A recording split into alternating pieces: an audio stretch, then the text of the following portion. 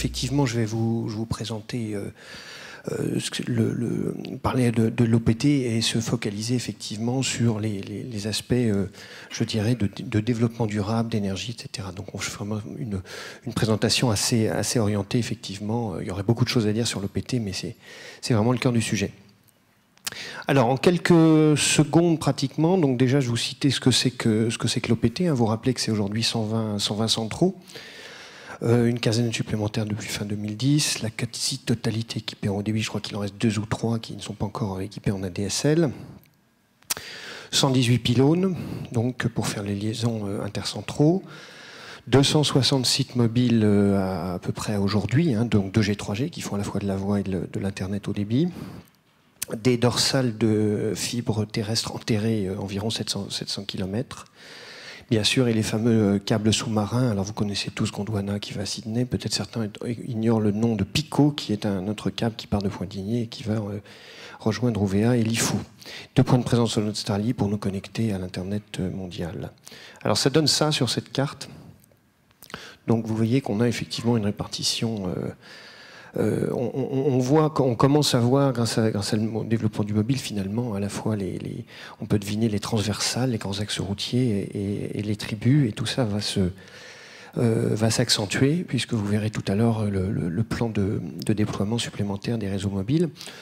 Tout à l'heure, je voulais rebondir par rapport à un intervenant précédent qui avait parlé de TIGA. Vous voyez que TIGA est en vert, le vert. Qu'est-ce que ça veut dire? Ça veut dire que la totalité des lignes des clients sur TIGA, donc à peu près une centaine d'habitants, une trentaine ou une quarantaine de lignes, sont éligibles à l'ADSL Max, c'est-à-dire qu'ils ont tous, aujourd'hui, ils peuvent souscrire à l'ADSL Max jusqu'à 8 mégas. Plus de mégas, enfin strictement supérieur à 8 mégas, donc ils sont entre 8 et 16 mégas. Ça veut dire, très concrètement, qu'ils peuvent avoir de l'IPTV, ça veut dire qu'ils peuvent faire toutes sortes de transactions et de services. Ils ont le même service qu'à Nouméa, je dirais, même dans certains quartiers de Nouméa, il n'y a pas ces niveaux.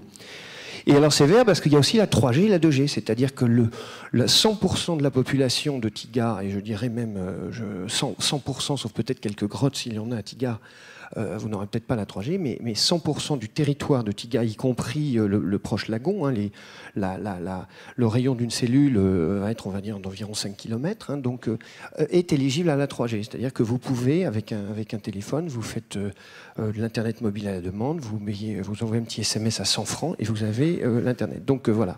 Donc on est vraiment dans un esprit pas complètement comment dirais-je, de développement du territoire. Alors la fibre chez le client, je crois que c'est important de voir les avantages. Bon, d'abord rappeler peut-être tout de suite l'encart, donc en termes de budget, pour donner des idées, on est à la fois en train de voter le budget 2013 et de créer notre plan quinquennal, mais ce qu'on peut déjà dire, c'est que on parle là de budget de l'ordre de 20 milliards sur 5 ans, on parle de la fibre chez l'abonné d'un plan entre 8 milliards, on parle d'investissement sur le mobile. Donc on arrive à des investissements importants. Donc on souhaite créer jusqu'à 1500 km de fibre, réduire le nombre de centraux. Qui dit réduire le nombre de centraux, ça veut dire réduire effectivement l'énergie. La fibre, avantage de la fibre, eh bien, c'est on allonge la durée de vie d'un câble, en fait, par rapport au cuivre. Et des bouclages pour la sécurité, c'est-à-dire qu'on aura des boucles sur la Calédonie par la côte est et ouest, et si on a une coupure, qu'elle soit malveillante ou accidentelle ou autre, eh bien, on pourra renvoyer le signal par de l'optique d'un autre sens.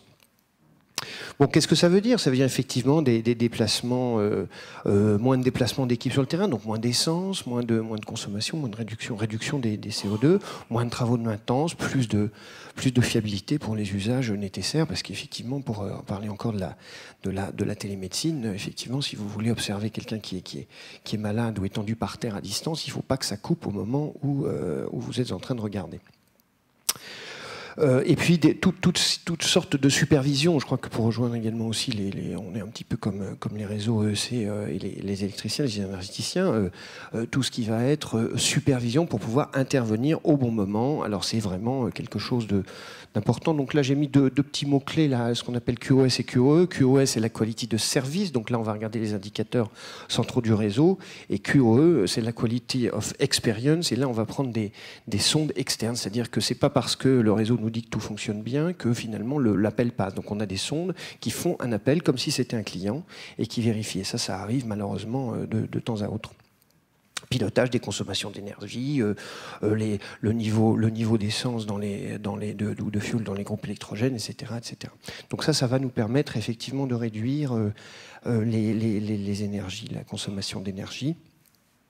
Pour vous donner une idée, on investit plusieurs centaines de millions. La partie énergétique, c'est plusieurs centaines, voire proche du milliard par an de tout ce qui touche à l'énergie, entre les factures de nos amis énergéticiens, bien entendu, mais aussi tout ce qui est toute la chaîne électrique d'alimentation, les onduleurs, les groupes électrogènes, les batteries, etc. Donc c'est vraiment l'énergie pour nous est un sujet absolument extrêmement important, à la fois en termes d'investissement, mais également de panne. C'est très souvent effectivement l'énergie qui fait défaut. Alors un mot sur la fibre chez le client, je crois que souvent les gens comprennent pas forcément, mais très clairement, ça veut dire que vous aurez aujourd'hui vous avez la présenter chez vous, c'est du cuivre, mais vous aurez vraiment une fibre chez l'abonné. Donc ça c'est vraiment important de bien comprendre ça. Avec là, bon, il y a un petit schéma pour voir comment ça se passe. Et donc eh bien on ira vers de nouveaux usages, l'accès plus rapide et fiable aux multiples services en ligne, le télétravail, qui peut permettre une réduction des énergies. Quelqu'un n'a plus besoin de se déplacer. Il peut être aussi un développement économique. Quelqu'un qui est à Tiga, justement, il pourrait très bien devenir consultant, être basé à distance, faire ses études et puis se déplacer uniquement à Nouméa ou ailleurs pour faire ses présentations. Le mobile, donc, on avait fin 2010 150 sites en 2G. Et aujourd'hui, fin 2012, dans quelques semaines, on sera à 280 sites avec l'Internet. C'était tous les petits points rouges et verts que vous avez pu voir. Un chiffre important pour montrer le développement de l'Internet mobile, c'est effectivement le nombre de smartphones. On gagne en pourcentage, ça c'est vraiment les téléphones actifs. Donc on a aujourd'hui un téléphone par personne, grosso modo, sur le territoire. Donc il y en a entre 20 et 30% qui sont des smartphones, ou en tout cas qui sont compatibles 3G. Voilà, alors pour 2013, on continue. Donc on a effectivement un plan de l'ordre de 70 ou 80 sites supplémentaires sur 2013.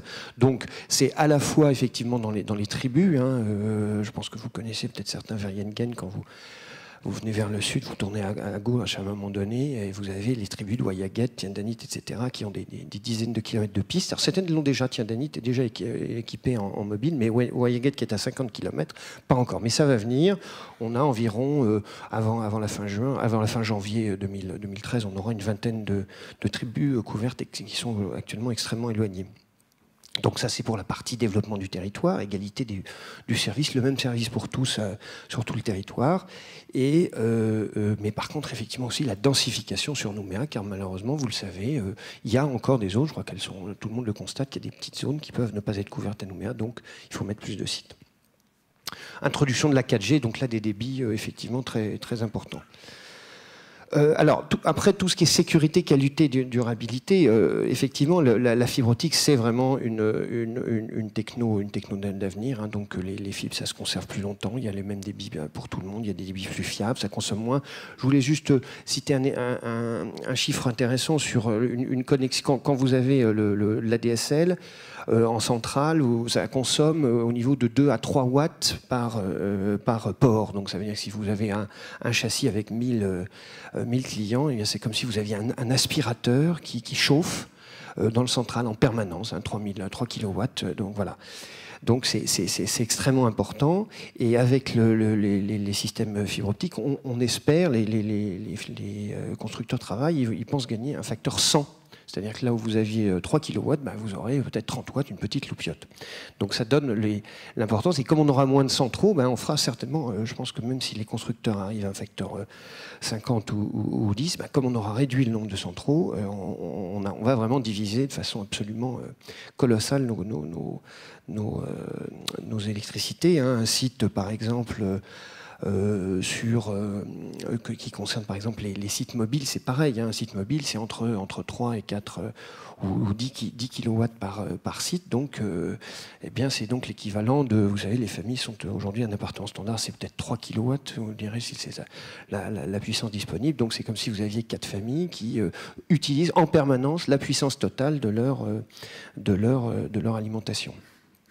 Donc tout ça, on travaille. Alors comment on fait? Ben, effectivement, les sites, on utilise bien sûr nos énergéticiens locaux, mais on travaille aussi sur les notions de solaire. Alors quelquefois les groupes électrogènes, mais le solaire est très important. Hein.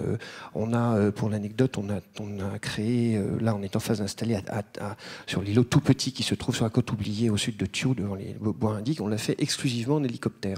Je crois qu'on a donc les optimisations, le respect des normes en vigueur, et puis peut-être terminer sur tout ce qui est filière de recyclage. Hein. Aujourd'hui, on a depuis de très nombreuses années travaillé sur le recyclage des cartes électroniques. Ça, c'est quelque chose qui est assez classique. On démonte une baie qui est obsolète, on l'envoie dans notre centre de traitement et c'est traité. Mais il faut qu'on développe absolument tout ce qui tourne autour des câbles, les poteaux bois, les poteaux métalliques, le métal, tout ça. Et puis, pourquoi pas mettre en place de nouvelles filières sur des éléments qui ne sont pas directement liés à l'OPT. Par exemple, je pense notamment au recyclage des terminaux. Je crois que ça a été évoqué. C'est vrai que ces bêtes-là, il y a vraiment des choses très dangereuses dedans. Et donc, il faut les récolter et les travailler. Merci beaucoup. Je pense que j'ai... Merci Cyril. Voilà.